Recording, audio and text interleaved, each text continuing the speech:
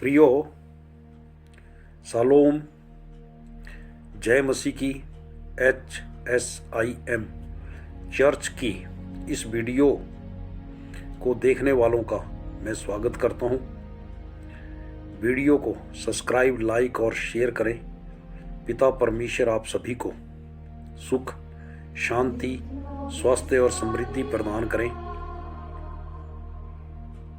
प्रियो, आज का संदेश है कि सही बपतिस्मा क्या है। हाँ प्रियो, कि सही बपतिस्मा क्या है। परमेश्वर की बड़ाई हो। इस विषय में प्रभु यीशु ने अपने चेलों को इसके बारे में बताया। देखेंगे वचन मत्ती की पुस्तक, उसका 28 अध्याय, उसकी 19 और 20 आयत, यानी 19 और 20 पद। इसलिए तुम जाओ, सब जातियों के लोगों को चेला बनाओ और उन्हें पिता, पुत्र और पवित्र आत्मा के नाम से बपतिस्मा दो, बैप्टिज्म दो, और उन्हें सब बातें जो मैंने तुम्हें आज्ञा दी है मनाना सिखाओ। और देखो, मैं जगत के अंत तक सदैव तुम्हारे साथ हूं। प्रियो, यह घटना उस समय की है जब प्रभु यीशु मुर्दों में से जी उठकर गलील के उस पहाड़ पर अपने चेलों के सामने प्रकट हुए, क्योंकि प्रभु यीशु ने उन्हें यह पहले ही बतलाया था। और प्रभु यीशु का मृतकों से उठने के बाद यह 40वां दिन था, और इसके बाद प्रभु यीशु मसीह का स्वर्ग ग्रहण हुआ था। इससे पहले प्रभु यीशु मसीह ने अपने चेलों को यह अंतिम आज्ञा दी थी। स्वर्गारोहण होने से पहले ही आज्ञा दी थी। प्रथम यह है कि बपतिस्मा देना है तो पिता, पुत्र और पवित्र आत्मा के नाम से देना है। और देना है तो जिस तरह प्रभु यीशु मसीह ने यूहन्ना बपतिस्मा दाता से यरदन की नदी में बपतिस्मा लिया, उसी तरह लेना है, यानी कि पानी में डुबकी मार के और फिर ऊपर आना है। तो ये प्रभु यीशु मसीह की मुर्दों में से, जो मुर्दों में गए थे, और हम भी उसी प्रकार से उनके साथ नीचे ज़मीन में जाते हैं, पानी में जाते हैं, तो वो कब्र में जाते हैं, उसी प्रकार से हमारा शरीर मरता है। फिर अब जब ऊपर आते हैं तो आत्मा में जीवित होते हैं। ये हमारा नया जन्म होता है। यह क्रिया जिंदगी में सिर्फ एक बार ही होती है। प्रियो, सही बपतिस्मा लेने पर उस व्यक्ति को पवित्र आत्मा का दान मिलता है, अर्थात पवित्र आत्मा मिलता है। इन्हें वचनों के द्वारा देखेंगे कि बपतिस्मा लेने का जो वादा परमेश्वर का है, प्रेरितों के कर्तव्य 1:8 में, जहां प्रभु यीशु मसीह ने अपने चेलों को बताया था। क्या बताया था? परंतु जब पवित्र आत्मा तुम पर आएगा तब तुम समर्थ पाओगे, और यरूशलेम और सारी यहूदिया और सामरिया में और पृथ्वी की छोर तक मेरे गवाह होंगे। प्रियो, परमेश्वर की बड़ाई हो। यहाँ प्रभु यीशु मसीह ने यरूशलेम यानी आपका अपना देश, यहूदिया यानी कि अपना राज्य, और छोटी जातियों के साथ यानी सामरिया के यानी छोटी जातियों के साथ साथ पूरी पृथ्वी की छोर तक प्रभु यीशु मसीह के गवाह होंगे। यह प्रतिज्ञा इस वचन के द्वारा प्रभु यीशु मसीह ने हमें दी है। प्रभु यीशु मसीह इस 40वें दिन को अपने चेलों और 500 व्यक्तियों के सामने गलील के उस पहाड़ से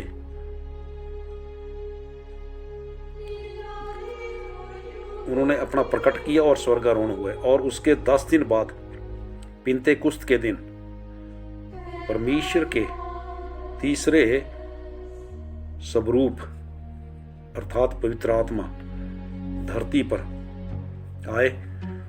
उस महत्वपूर्ण शख्स के आने से पहले उन्होंने बहुत तैयारियां की थी। कई दिन तक जो है 500 आदमी थे। 500 से फिर वो बैठे रहे, तो अपनी करते रहे, तो 120 आदमियों पर पवित्र आत्मा उतरा है। प्रेरितों के कर्तव्य में 2 अध्याय में आप देख सकते हो।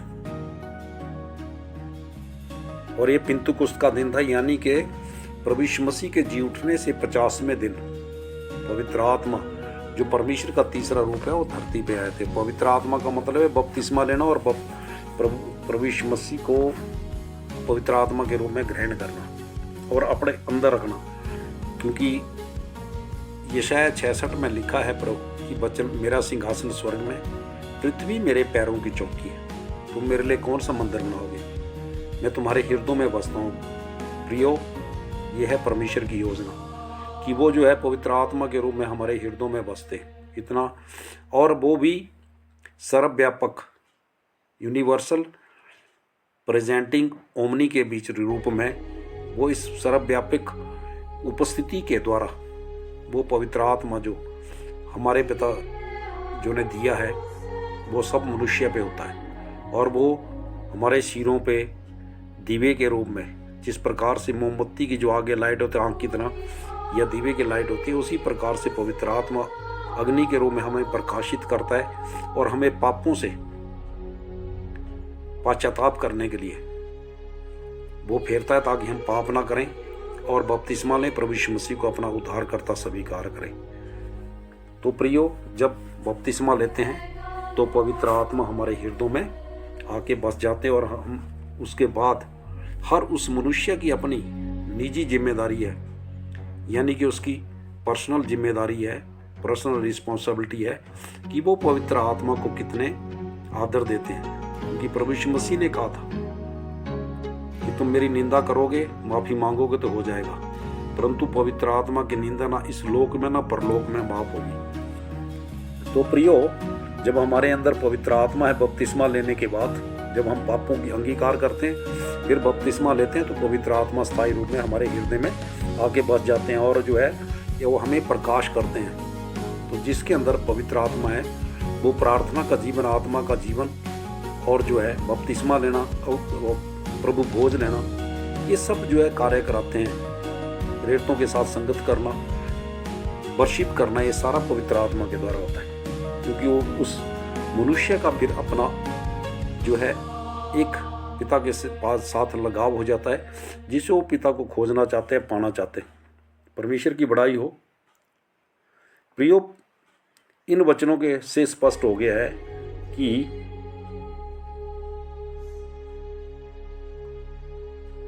पानी का बपतिस्मा एक गाड़े जाने के साथ फिर मुर्दों में से जी उठने की प्रक्रिया है, वो हमें पूरी करनी है और फिर नए सिरे से जन्म लेने पर हमें आत्मिक जीवन जीने का अनुग्रह मिलता है। रोमियो 6 के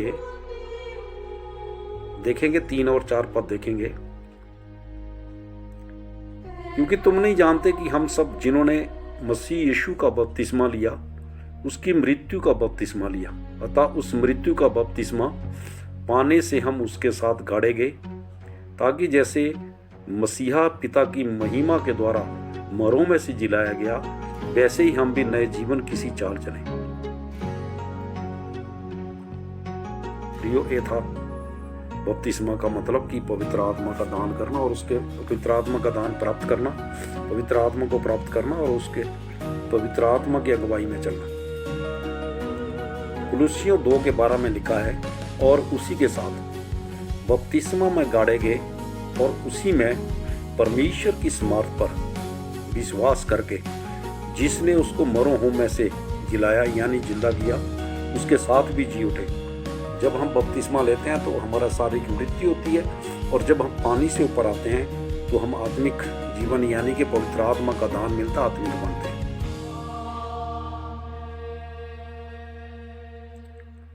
परमेश्वर की बड़ाई हो। फिर इसके बाद क्या करना है बपतिस्मा लेने के बाद? सही बपतिस्मा लेने के बाद ये नहीं कि पानी के छिट्टे ले लिए और उसके बाद बहुत सारे बहुत सारे दास जो है ना छींटा मार के बपतिस्मा देते हैं, परंतु ये सही नहीं है। क्योंकि ये अगर छींटे मार के अगर बपतिस्मा होगा तो कब्र में जाने का मतलब नहीं है कि प्रभु के साथ, यीशु के साथ हम जो है गाड़े जाएंगे। ये गाड़े जाने का मतलब है कि जो है प्रॉपर तरीके से, सही तरीके से पानी में बपतिस्मा लेके जब हम ऊपर आते हैं तब जो है इसका पूरी जो है प्रक्रिया होती है। एक वचन देखेंगे प्रेरितों के कर्तव्य 2 का 41 और 42। जब हम पवित्र आत्मा लेते हैं तो उसके बाद हमें क्या करना चाहिए। अतः जिन्होंने उसका वचन ग्रहण किया उन्होंने बपतिस्मा लिया, और उसी दिन 3000 मनुष्यों के लगभग उनमें मिल गए, और वे प्रेरितों से शिक्षा पाने और शक्ति रखने और रोटी तोड़ने और प्रार्थना करने में लौलीन रहे। प्रियो, बपतिस्मा लेने के बाद जो हमें जीवन में करना चाहिए पवित्र आत्मा की अगुवाई में और उनका आदर करने के लिए परमेश्वर का और पवित्र आत्मा का, वो सबसे प्रथम है प्रेरितों से शिक्षा पाना, यानी कि परमेश्वर के दासों से शिक्षा पाना। दूसरा है संगति रखना। किसे संगति रखना? आपस में और परमेश्वर के दासों से संगति रखना। और ये कब होता है? जब आप घर में बंदगी कराते हैं या कुछ दूसरी जो है कहीं परमेश्वर के भवन में आते हैं, चर्च में आते हैं, तभी हो सकता है संगति। तीसरा है प्रभु भोज लेना, यानी कि रोटी तोड़ना, क्योंकि रोटी तोड़ने का मतलब है प्रभु की देह तोड़ना।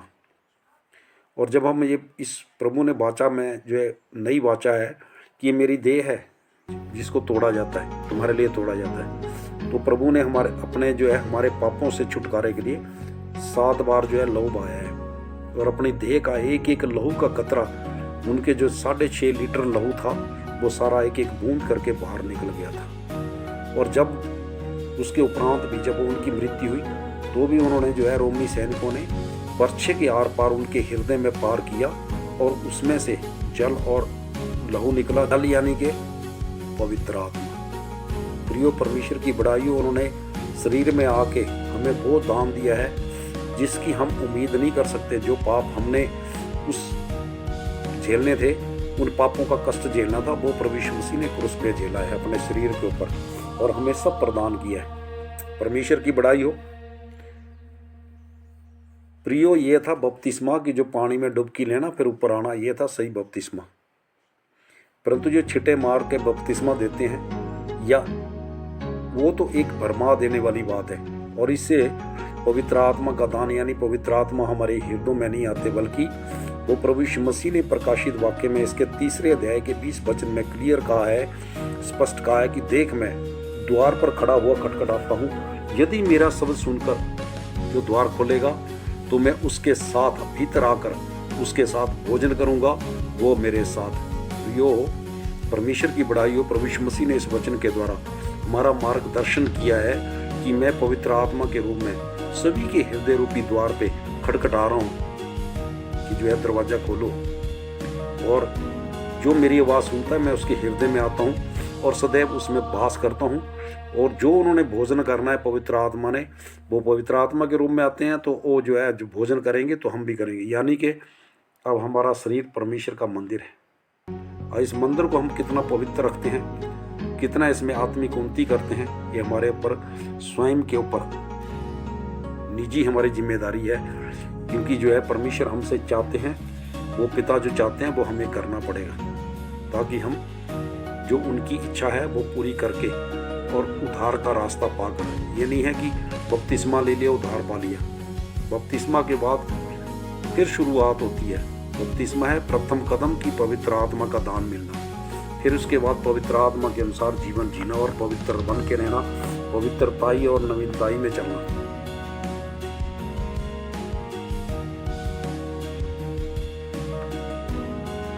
और इससे हम जो है आत्मिक स्तर में ऊंचे होते जाएंगे जब हम सही भोजन करेंगे। आत्मिक भोजन यानी गुप्त मन्ना के द्वारा हमें मानसिक यानी आत्मिक और शारीरिक भोजन मिलता है। आत्मा के साथ साथ शरीर भी स्वस्थ होता है। परंतु जो सही बपतिस्मा लेता नहीं है या उसे सही बपतिस्मा नहीं दिया जाता, उसका उद्धार नहीं है, उसका उद्धार का द्वार बिल्कुल बंद है। देखेंगे वचन पहला पतरस 3 के 20 और 21 में। जिन्होंने उस बीते समय में आज्ञा न मानी, जब परमेश्वर नूह के दिनों में धीरज धरकर ठहरा रहा और वह जहाज बन रहा था जिसमें बैठकर थोड़े लोग अर्थात 8 प्राणी पानी के द्वारा बच गए, उसी का पानी का दृष्टांत भी अर्थात बपतिस्मा यीशु मसीह के जी उठने के द्वारा अब तुम्हें बचाता है। इससे शरीर के मैल को दूर करने का अर्थ नहीं है, परंतु शुद्ध विवेक से परमेश्वर के बस में हो जाने का अर्थ है। परमेश्वर की बड़ाइयों प्रियो या दृष्टांत हमें नूह के जहाज में मिलता है, जहां सिर्फ 8 व्यक्ति ही बचे थे। नूह और उनकी पत्नी और उनके 3 पुत्र और 3 बहुएं, कुल जो है 8 थे।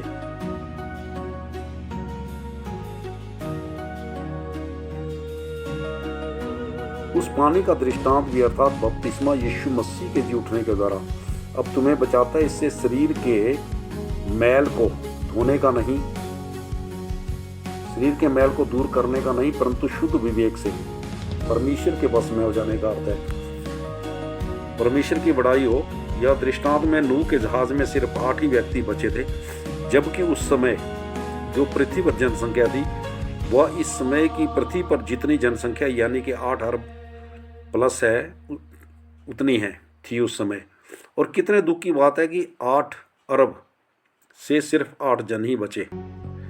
यह जहाज उस जल प्रलय से बचाने में परमेश्वर की योजना में था, परंतु 100 वर्ष तक नूह के जहाज बनाने और साथ साथ प्रचार करते करते जहाज का कार्य करना और उनको बताना कि जल प्रलय आएगा, परंतु वो उसको बोले कि ये बूढ़ा जो है ये इसके दिमाग जो खिसक गया है। तो प्रियो, अगर कोई परमेश्वर के वचन बोलता है तो जो उसको ग्रहण करता है वो बहुत आशीषित होता, जो नहीं करता वो उन्हीं की तरह उस समय के जो आज, क्योंकि प्रभु यीशु मसीह ने मत्ती 24 में ये पूरी भविष्यवाणी किया कि नूह के समय का जो है वो आज अंत समय जो आ चुका है, और अंत समय कितना नज़दीक है इसके बारे में कोई नहीं बता सकता, क्योंकि प्रभु यीशु मसीह ने भी कहा था कि मेरी दूसरी आगमन या अंत के समय का मुझे नहीं पता। पर अंत समय के जो उन्होंने लक्षण बताए थे वो अध्याय 24 में मत्ती में और मरकुस में और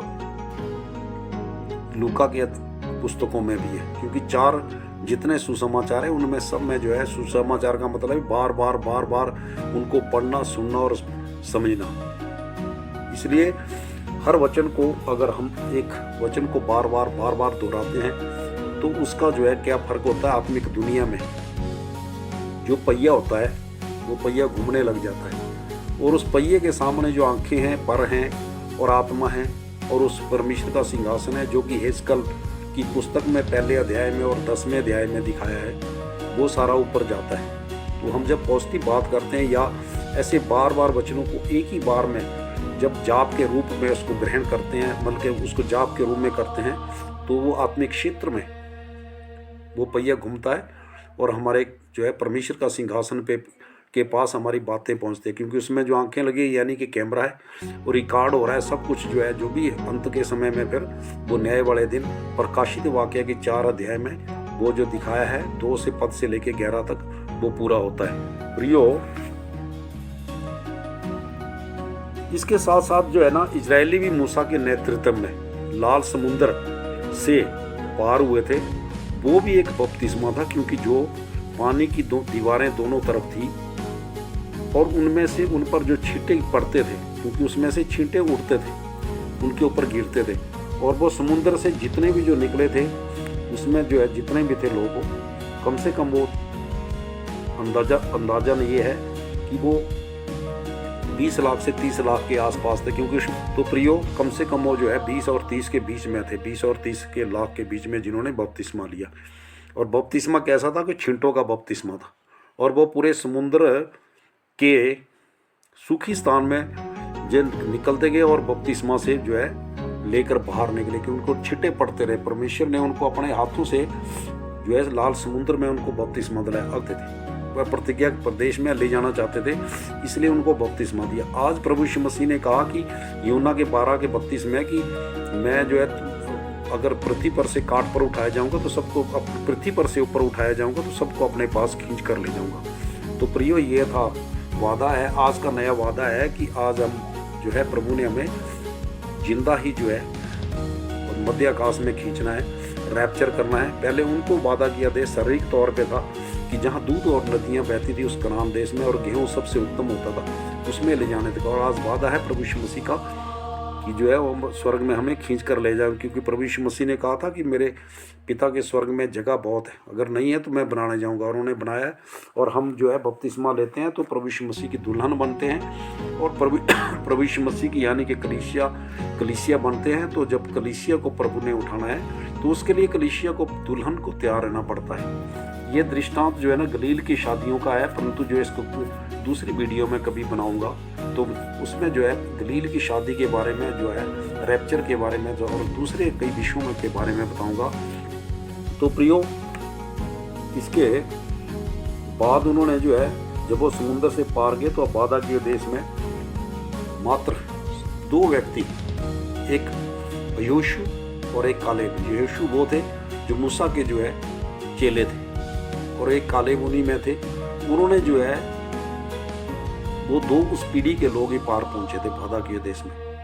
ये फिर बहुत बड़ी वीडियो बन जाएगी, इसलिए कृपया मैं यहीं पर इसको रोकता हूँ। तो जो भी इस वचन के द्वारा छींटों से जो है सही बपतिस्मा नहीं है। बपतिस्मा है डुबकी मारना और फिर बाहर आना, क्योंकि प्रभु के साथ हम गाड़े जाते हैं, और फिर जब बाहर आते हैं तो हम जो है नया जन्म लेते हैं और पवित्र आत्मा मिलता है। तो प्रियो, ये था आज का वचन, एक आज का जो है संदेश। इस संदेश में अगर आपके जीवन में कुछ घटित है तो कृपया कमेंट करें और प्रार्थना करते रहें कि जिन्होंने छींटे का बपतिस्मा लिया वो प्रार्थना करते रहें ताकि वो भी एक दिन उद्धार पाएं। इस HSIM चर्च की जो इस वीडियो में आप सबका मैं जो है धन्यवाद करता हूँ इसको देखने के लिए, और इसको सब्सक्राइब, लाइक और शेयर करने वालों को परमेश्वर बहुत की आशीष है। प्रियो, शालोम, जय मसीह की, हालेलुया।